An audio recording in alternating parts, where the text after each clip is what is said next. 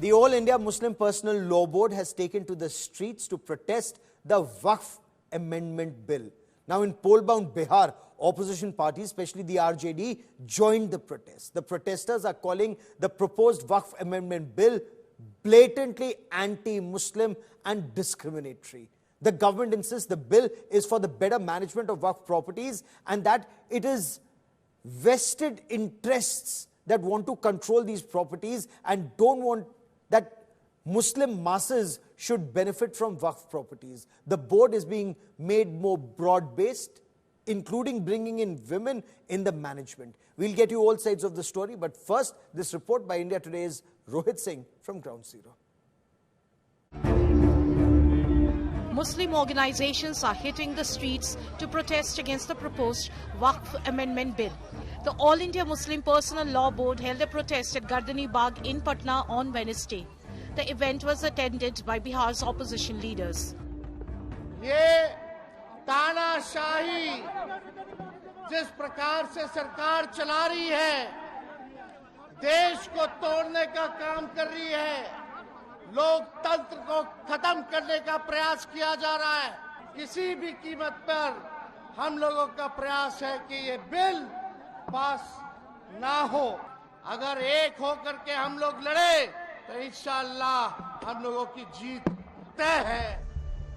The Waqf is a major issue in Bihar, the only major state going to polls this year. Joint Parliamentary Committee Chief urged protesters to wait for the bill to be tabled. ये all India Muslim personal law board, जिसको हमने joint parliamentary committee के सामने बुलाया, उनके views को सुना, उनके हमने कंसर्न्स को इनकॉर्पोरेट किया, लेकिन इसके बावजूद पूरे देश में जिस तरह से वो वक्त के इस संशोधन कानून को लेकर के ये विरोध कर रहे हैं, ये कहीं न कहीं सोची समझी इनकी रणनीति है। The BJP slammed the opposition over its stand. Bihar विधानसभा का जो 2025 का चुनाव है, उसके संदर्भ में वो कहीं न कहीं एक वर्ग विशेष को संतुष्टिकरण के आलोक में उनका यह बयान है और यह दुर्भाग्यपूर्ण है कि बिहार के आवाम को ये धार्मिक आधार पर बांटने का ये सब प्रयास कर रहे हैं। With the government expected to table the Waqf Amendment Bill in this session of Parliament, many Muslim bodies are planning protest. AIMIM Chief Asaduddin Owaisi had joined a protest in Delhi recently. The Waqf Amendment Bill will set new rules for management of properties dedicated exclusively for religious or charitable purposes under Islamic law. Waqf boards control 8.7 lakh properties spanning 9.4 lakh acres across India with an estimated value of 1.2 lakh crore rupees. There are 32 Waqf boards, including 2 Shia Waqf boards in Uttar Pradesh and Bihar. With Rohit Singh in Patna, Bureau Report, India Today. Uttar Pradesh Chief Minister Yogi Adityanath has spoken strongly in favor of Waqf reforms. He's hit out at the opposition. He's also hit out at those who resist change, saying in the past governments were blackmailed by vested interests and by very powerful entities in the name of Waqf. Listen in. वक्फ के नाम पर आखिर कितना जमीन कब्जा करोगे? दूसरा, वक्फ के नाम पर एक भी कोई इन्होंने वेलफेयर का काम किया हो, एक भी नहीं आप गिना सकते। देखिए, वक्फ के नाम पे जो भी आता है उसने उस प्रॉपर्टी को अपने व्यक्तिगत स्वार्थ के लिए दुरुपयोग किया है, बेचा है, औने पौने दाम पे बेचा है। आज स्थिति क्या है? एक एक प्रॉपर्टी के लिए कई कई लोगों को इन्होंने प्रॉपर्टी को बेचा है। उससे विवाद हो रहे हैं, उससे तमाम प्रकार के संकट आने वाले समय में होंगे। जो बसे हैं उनके लिए भी और जिन लोगों ने पैसा दिया है उनके लिए भी, क्योंकि पूंजी उन सबकी डूब जाएगी। तो ये तो इससे बड़ी बेवकूफ़ बनाने वाली कोई बात ही नहीं हो सकती है। दूसरा, इन्होंने कोई भी संपत्ति देखी, देखिए सरकारों पर यही एक दबाव बना करके ब्लैकमेलिंग ये लोग करते थे। अलग अलग समय में इन्होंने वक्फ के नाम पर तमाम प्रकार के उल जलूल फैसले लिए हैं, खास तौर पर कि वक्फ जिस लैंड को कह देगी कि ये उनकी है, उनकी मान ली जाएगी। हम बहुचक हैं जी, ये कौन सा देश है? So is there merit in the All India Muslim Personal Law Board saying Muslims are being targeted through the Waqf Amendment Bill, or is this fear-mongering and that powerful vested interests are blocking better management and more inclusive, broad-based recommendations that Union Minority Affairs Minister Kiren Rijiju insists have repeatedly been made, some way back in 1976 and then again by Justice Rajinder Sachar Committee in 2005. So is this resistance to change? Joining me on India First is Yasmin Farooqi, National Secretary, General Secretary of the SDPI, and Shehzad Poonawalla represents the Bharatiya Janata Party on the broadcast. And I want to begin by asking Shehzad Poonawalla, Maulana Fazlur Rahim Mujadidi, the General Secretary of the All India Muslim Personal Law Board, has insisted that masjids, khankas, madrasas, they're all under attack and they're barely hanging by a thread. He claims that the government is oppressing Muslims under the guise of these laws, chipping away at religious freedom. Sir, respond. देखिए गौरव जी, वक्फ के नाम पर भड़काओ भाईजान committee फिर से एक बार काम पर। आपको याद होगा 1 साल पहले मैं आपके साथ, यास्मीन जी के साथ ही डिबेट में आया था, तो उस समय पर नैरेटिव था ये सीए कानून आ जाएगा तो मुसलमानों की नागरिकता छिन जाएगी। गौरव जी, अब 1 साल हो गया है, उससे अधिक हो चुका है नोटिफाई होकर ये कानून। कितने मुसलमानों की नागरिकता छिनी? अब सीए को हटा दो, वक्फ से रिप्लेस कर दो। वक्फ आएगा तो देखिए मस्जिदें छिन जाएगी, हमारी कब्रिस्तान पर बुलडोजर चल जाएगा, सिविल वॉर हो जाएगा। तो वक्फ बहाना है सिर्फ दंगे भड़काना। मैं आपको 2-3 उदाहरण देता हूं। ये जो वक्फ में अमेंडमेंट है, ये किसने प्रपोज किया? गौरव सावंत ने, नरेंद्र मोदी जी ने, ये सच्चर कमेटी रिपोर्ट ने, ये राइन JPC report of Rahman Khan ने, आगा खानी समाज ने, दरगाहों के सज्जादा नशीन ने।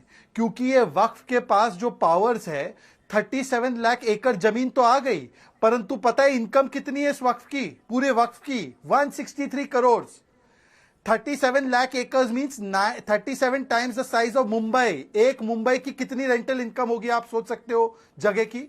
The entire Waqf property is getting income of 163 crore. Such a report said it should get at least 12,000 crore, which means this battle is not between Gaurav Sawant and Yasmin over Waqf. It is between the Beva, it is between the Yatim, it is between the Anath of the Muslim community versus the land grabbers. तो आज यास्मीन जी land grabber के साथ खड़ी है, आज यास्मीन जी land चोर के साथ खड़ी है, और यास्मीन जी आपको लैंड चोर के साथ खड़े नहीं होना चाहिए।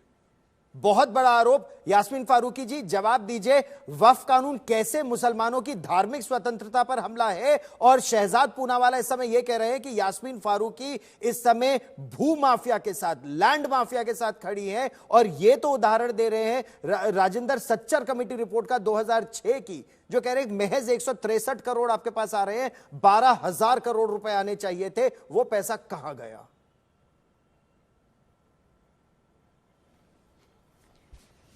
शहजाद पूनावाला, बेटा जी, एक तो इल्ज़ाम लगाना बंद कीजिए। मैं बहुत बड़ी हूँ आपसे, डायरेक्टली आप मेरे पे इल्ज़ाम लगा रहे हैं कि मैं भू माफिया के साथ खड़ी हूँ। चलिए, मैंने माफ़ किया, कोई बात नहीं। अब आते हैं आप सच्चर कमेटी की रिपोर्ट पे। आप अगर पढ़ेंगे तो सच्चर कमेटी की रिपोर्ट में यह है कि बहुत सारी ज़मीनें गवर्नमेंट ने ले रखी हैं। आप बात कर रहे हो, जो आपका दूसरा सवाल था वो ये था कि बोर्ड से, वक्फ बोर्ड से पैसा कम आ रहा है जबकि इनकम ज़्यादा होना चाहिए। बिल्कुल सही है, मैं उस चीज़ को एग्री करती हूँ। आप एक बात बताइए कि वक्फ बोर्ड में चेयरमैन कौन बनाता है?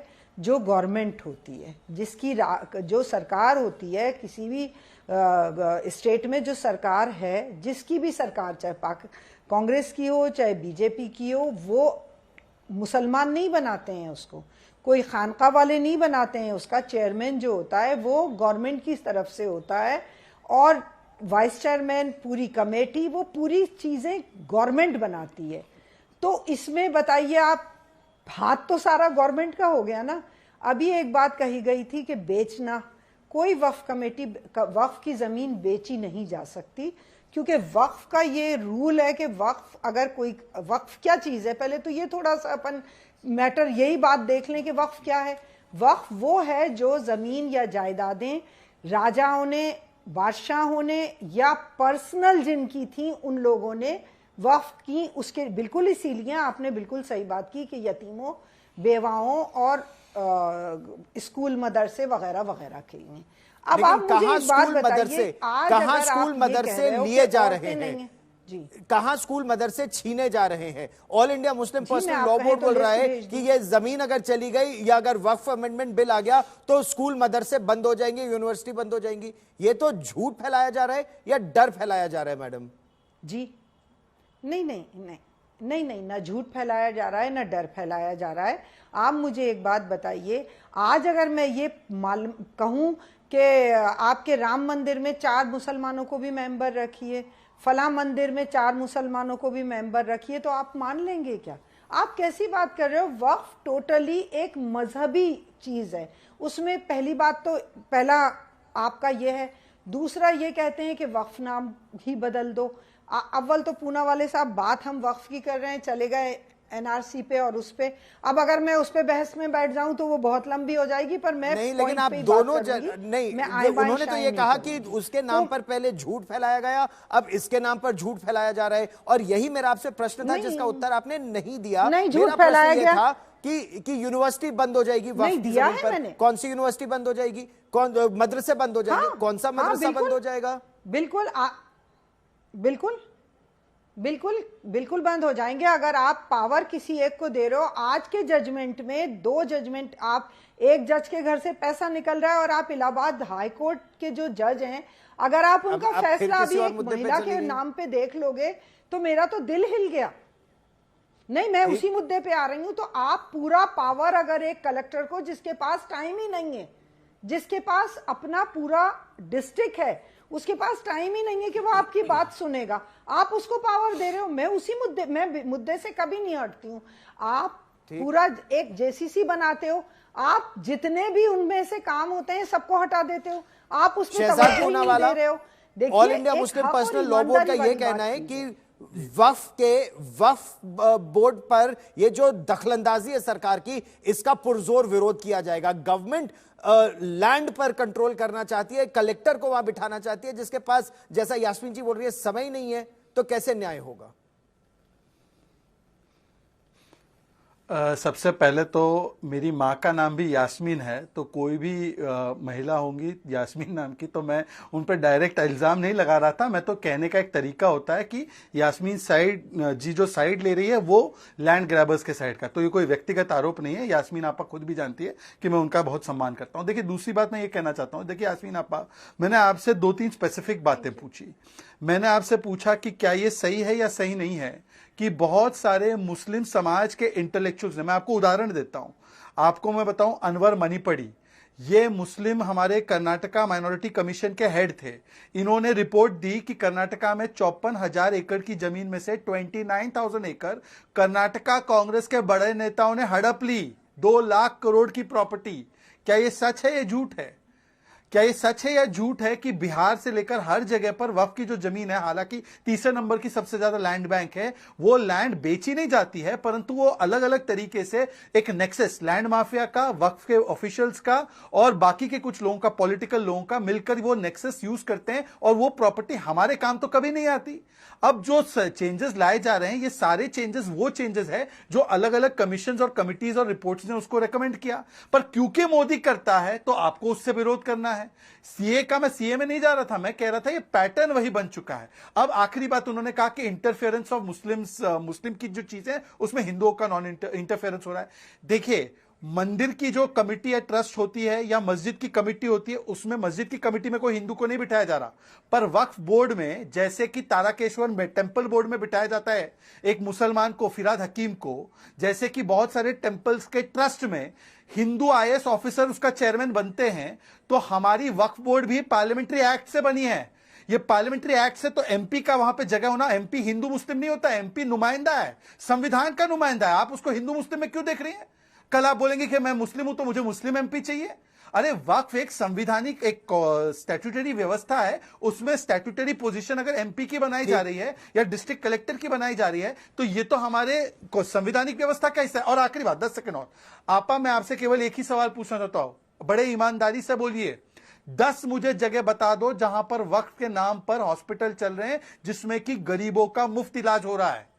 आप तो कहते हो ना कि हम लोग तो देखिए हम लोग को मांगना नहीं है किसी से, तो ये तो बेहतरीन अवसर है कि अगर वक्फ की प्रॉपर्टी का ठीक मैनेजमेंट हुआ तो हम अपने लोगों का ख्याल अपने वक्फ प्रॉपर्टी से कर सकते हैं। इसमें क्या दिक्कत यास्मीन जी है? उत्तर पर देना जो चाहती हैं। लैंड ग्रैबर्स है उनके हाथों का खिलौना क्यों बन रहे हैं? ठीक, यास्मीन फारूकी जी जवाब दीजिए। शहजाद, मैं आपको एक बात बता दूं, अभी आपने मेरी ही बात को दोहराया है। आपने देखा होगा, आपने कहा कांग्रेस के लोगों के पास वो प्रॉपर्टी है। मैंने आपको क्या कहा, क्योंकि गवर्नमेंट के पास हमेशा रूलिंग रहती है, चेयरमैन गवर्नमेंट का होता है। आज भी वही चीज लाके आप सर पे बिठा रहे हो। क्यूबिकल है, उसमें मजिस्ट्रेट है, गवर्नमेंट का मजिस्ट्रेट है, और अगर आपके कोई मुकदमे हैं तो वहां पे वो तय होते हैं, और ऐसा नहीं है कि बायस्ड होके तय होते हैं। कानून के हिसाब से फैसला करता है, पेपर्स देखता है। और मैं आपको 10 फाइल्स ऐसी भी बता दूंगी शहजाद, जो कि हाई कोर्ट भी गई है और सुप्रीम कोर्ट भी गई है। जो ये एक भरम है वो गलत है। दूसरी बात, आप कर्नाटक की बात कर रहे हो, मैं बहुत ज्यादा मालूमात के हिसाब से बात नहीं कर रही। यहाँ जयपुर में मैं आपको 5 हॉस्पिटल बता दूं, आप आ जाइएगा, जो वक्फ के नाम पे चल रहे हैं और फ्री चल रहे हैं। आपको कितने स्कूल और कॉलेजेस हैदराबाद में, और आप मुझे एक बात बताइए, हैदराबाद में जितने निजाम ने चलाए हुए हैं वो वक्फ की जमीन पे ही चल रहे हैं। कर्नाटका में एक बहुत बड़ा ऑफिस है जहां पे कि हमारा प्रश्न यहाँ ये का भी है, ऑफिस है। अगर दशकों से यास्मीन फारूकी जी, अगर 1976 में एक रिपोर्ट आई थी कि वक्फ बोर्ड इस समय मुत्तावालीज के कंट्रोल में चला गया है, उनके चंगुल से उसको छुड़ाना है। अगर किसी को कोई प्रॉब्लम है वक्फ के किसी आदेश से, उसके खिलाफ, ट्राइब्यूनल के खिलाफ अगर वो हाई कोर्ट में जाना जाए तो इससे क्या आपत्ति हो सकती है? किसी को कोर्ट जाने से क्या आपत्ति हो सकती है? तो क्यों इसको रेजिस्ट नहीं, तो इसको क्यों रेजिस्ट किया जा रहा है? सरकारी इंटरफेरेंस क्यों माना जा रहा है इसको? नहीं, कब किया जा रहा है? All India Muslim personal law board विरोध कर रहा है। आप कहें तो मैं 10 फाइल्स ऐसी बता दूं जो हाई कोर्ट भी गई हुई हैं और सुप्रीम कोर्ट भी गई हैं। मैं राजस्थान की बता दूं आपको, आप कहें तो नंबर अभी मेरे पास लिखे हुए रखे हैं, वो नंबर भी बता दूंगी। ये भ्रम है और गलत बात है। मैंने आपको क्या कहा, बिल्कुल आप ये कह रहे हैं कि इस विरोध का कारण क्या है? मैं मान लेती हूँ विरोध कारण ये कि गवर्नमेंट को अगर अपने हाथ, जो आप नॉर्म्स अगर आपने पढ़े हो 40 या जो भी नॉर्म्स हैं, उसमें सारा हस्तक्षेप गवर्नमेंट का है। गवर्नमेंट क्यों चाहती है कि कलेक्टर के पास चला जाए और लोग रोते फिरें, जमीनों पे कोई कब्जा कर ले और रोते फिरें लोग? जब एक बोर्ड बैठा हुआ है, काम हो रहा है, आप उनपे अमेंडमेंट देखिए। मैं आपको पहले बताऊं, 99 साल की लीज पे लोग दे देते थे। अभी जयपुर में एक सिनेमा हाउस बना हुआ है, 99 साल की लीज पे दे दिया गया। इसमें अमेंडमेंट हुआ, सबने उसको अप्रिशिएट किया कि नहीं, 5 साल से ज्यादा की लीज पे नहीं दिया जाएगा। आप ये गवर्नमेंट नॉर्म्स लाए ना कि इतने जगह का इतना किराया देना पड़ेगा और ये देना पड़ेगा और वक्फ बोर्ड में आएगा। तो देखिए, नहीं तो प्रोफेशनल मैनेजमेंट के खिलाफ कि केवल ठीक है, अब सरकार की नियत खराब है। Shehzad Poonawalla, that's a big charge. वो ये कह रही हैं कि इबादा की जमीन वक्फ की जमीन है, केवल मुसलमानों के हाथ में होनी चाहिए, सरकार हड़पना चाहती है जमीन। 100%। देखिए, सबसे पहले तो आज जो संशोधन लाने की बात हो रही है उसमें मुत्तवली की अकाउंटेबिलिटी फिक्स की। यास्मीन आप, मैं अपनी बात पूरी कर लूं। मुत्तवली की अकाउंटेबिलिटी फिक्स हुई है। इसका मतलब कि अगर वो वक्फ के हितों के खिलाफ या मुस्लिम समाज के हितों के खिलाफ जाकर पीछे से डील कर देता है और भ्रष्टाचार के माध्यम से उस प्रॉपर्टी का गलत इस्तेमाल करता है, तो उस पर अब कानूनी कार्रवाई होगी। क्या आप इसके खिलाफ है क्या? पॉइंट नंबर 2, एक और बात भी है। वैसे तो आप लोग सब लोग संविधान की बड़ी दुआई देते हैं, आइन आइन आइन करते। सुनिए ना, सुनिए आपा जी, सुनिए तो। आप आइन करते हैं, ये मुझे बताइए कि वक्फ के पास जो प्रॉपर्टी मन में आए वहां पर रुमाल रख दे, जैसे ताजमहल। आप कह दे ताजमहल हमारी है तो ताजमहल आपका हो गया, महाकुंभ की जमीन हमारी है, पार्लियामेंट की जमीन हमारी है, 1500 साल पुराना गांव हमारा है। अरे भाई, कुरान पाक नाजिल हुई 1400 साल पहले और 1500 साल पुरानी जमीन क्लेम करने बैठे हैं। तो ये जो अनलिमिटेड पास, ये हिंदुओं के पास तो नहीं है, ये जैन के पास तो नहीं है, ये ईसाई के पास तो नहीं है। आइन आइन करने वाले कहते हैं और धमकी देते हैं कि शाहीन बाग बना देंगे। अब तो धमकी आज दी है कि इंशाल्लाह हम एक हो जाएंगे और जीतेंगे। कोई कहता है कि यहां पर सिविल वॉर हो जाएगा। तो आप मुझे बताइए कि यह संवैधानिक तरीका है क्या? यह संवैधानिक तरीका है कि जो बनाया मैं अपनी रुमाल रख दूं वो प्रॉपर्टी मेरी? Yasmin ji, you and Shehzad for joining me here on India Today. Many thanks. There's a rather unfortunate controversy about one of the bravest sons of the soil, Maharana Sanga or Rana Sangram Singh of Mewar. He ruled for 20 years from 1508 to 1528. He fought and won multiple battles against all odds, including against the combined armies of Malwa and Gujarat. He defeated Ibrahim Lodi. He defeated Mahmud Khilji too. Even the Mughal invader Babur's forces were in awe of his valor. Sadly, Samajwadi Party MP Ramji Lal Suman called Rana Sanga a traitor. And this led to widespread anger and outrage. Earlier today, Karni Sena staged a massive protest outside Ramji Lal Suman's residence. They went with a bulldozer. They vandalized cars and furniture outside his house. The police resorted to lathi charge, detained some of the protesters. The Karni Sena, instead of resorting to violence, should have simply listed out details of his unparalleled valor, of this brave son of the Rajputana, this brave son of Mewar. Maharana Sanga is reported to have fought. Historians say he fought over 100 battles in his life and lost just 2. Under his 20-year rule, the borders of Mewar expanded in all directions, from Gujarat in the west to Agra in Uttar Pradesh, Chanderi, Gwalior. They were all a part of his empire. But let me list out just some of the battles that he fought and won. The Battle of Khatholi in 1517, for example.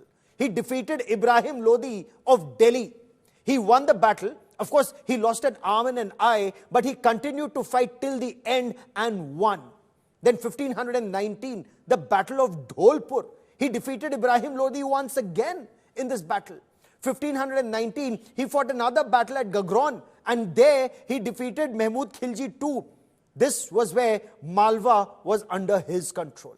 Then 1520, the Battle of Idar, he defeated the Gujarat Sultan Muzaffar Shah too in this battle.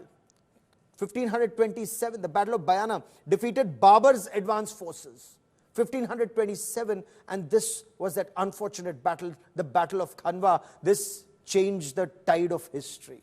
He fought against Babur, sadly did not win that war, and this is where technology is believed to have played a very critical role. This is where India should always keep technology and then win wars. 1528, Battle of Chanderi. Rana Sanga was planning another attack on Babur. He wanted to get rid of the invaders. Sadly, he died around this time. Some claim he was poisoned by some of his own. There are others who say these were battle injuries, 80, 90 battle injuries, and yet he would continue to battle on. This was the brave son of Rajputana, of the Sisodia Vansh, of the Sisodia dynasty of Mewar.